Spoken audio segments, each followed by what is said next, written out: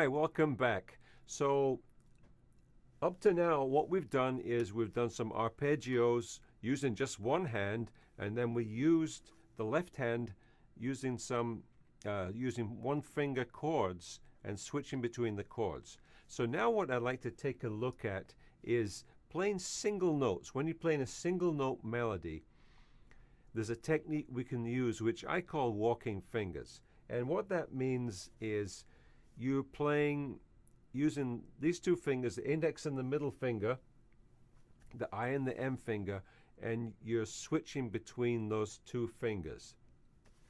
Okay, so this is in the book on page 9 in level 1 book. There's an exercise 3 which is like this. You're playing I M on each of the strings, 1, 2, 3, 4. I didn't have enough space there, but actually it goes through all 6 strings. So we're going to take a look at that, and then also what I'm going to do is just introduce you to the notes of the guitar. All right, so in fact I'll do that first, and then we'll go back to this exercise, and then in another video we'll start taking a look at the notes string by string. So these are the notes, the open string notes on a guitar. Now don't worry about learning these all at once. That's kind of a lot to digest in one shot. What we'll do is we'll take each string. So this is the first string E, which is that one right there. So this is E, and then the next one is B, second string, third string, fourth string, fifth string, and sixth string. So this is just for reference, just to introduce you to how the notes work. Now if you look, it's very logical actually. If you've never read music before, let's just follow this through. We use letters of the alphabet, and we go through A, B, C, D, E, F, G, and then it starts all over again. All right, so this note here is E. The next note would actually be on the line. So it's either in a line or a space. So that's an E. And also when we're underneath, this is called a staff. Now when we're underneath, we draw some extra lines in there. All right, so this is an E. The next note above it would be on that line right there. And then the next note above that, so this would be E, F, and then G would be right there. This is an A because it's on a line, if you get that. All right, then the next note above that would be in the space there. If you were just putting that particular note, you would get rid of that line. So that would be A, B, and then the C would be on that line right there, and then the next note here is D, and so on. So you can kind of figure that out. So that it's a very logical system, and the low notes, the deeper notes, are down there, and the higher notes, as the notes get higher, then you get higher on the staff. All right, so that's enough of that for now.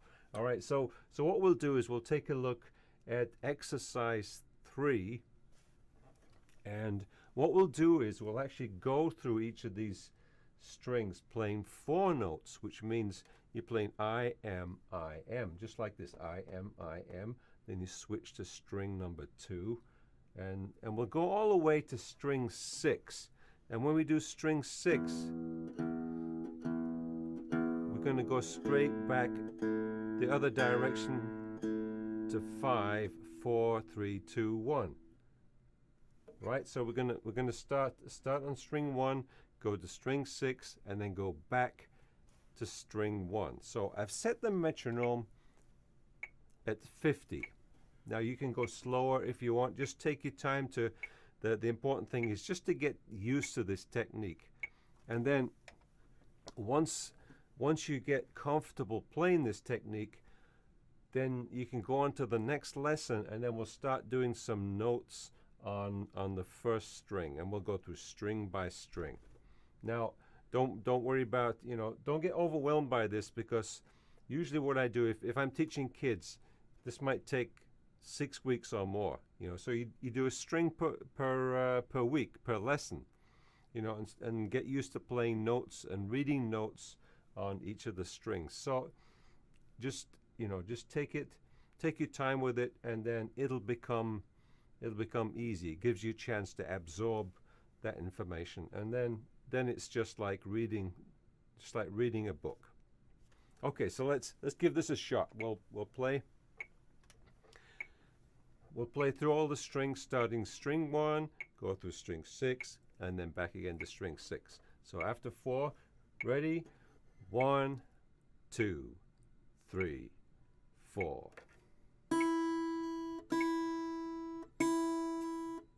String 2, 3, string 4,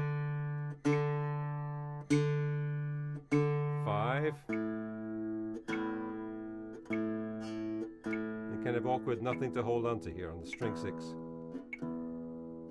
Back the other direction, 5, 4, 3, 2, 1.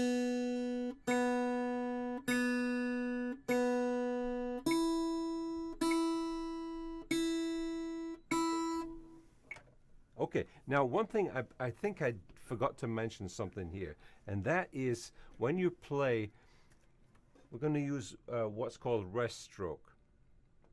So what rest stroke is if these if these are the strings, right? So I'm going to play. Let's see how I can try and get this in the camera. So I'm going to play with the index finger, and then what happens is I'll play through the string. So I press the string and land on string 2, right? Then the middle finger that's kind of poised over the string, ready to play that note again. So as soon as you put pressure on there, this other finger springs back, ready to play the string again. So this is the kind of action that you want to have there. So what it means is that you're always ready to play the next note. Now, one thing that typically happens with beginners is you get this kind of thing going on where they play.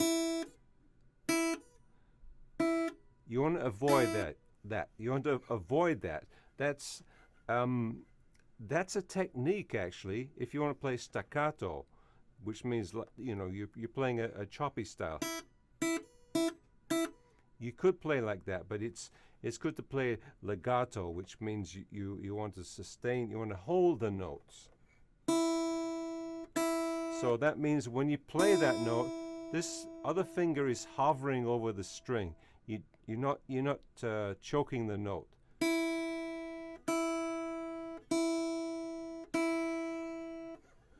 So a good thing to do is to use the metronome. Get your metronome set to, you can play slower than 50. I just use 50 as an example. You can start slower and then work your way up. See if you can work your way up to 60 with that one, so that you're very comfortable playing, switching the notes. And then once you've got that technique down, then it's going to be time. We can start taking a look at the notes string by string.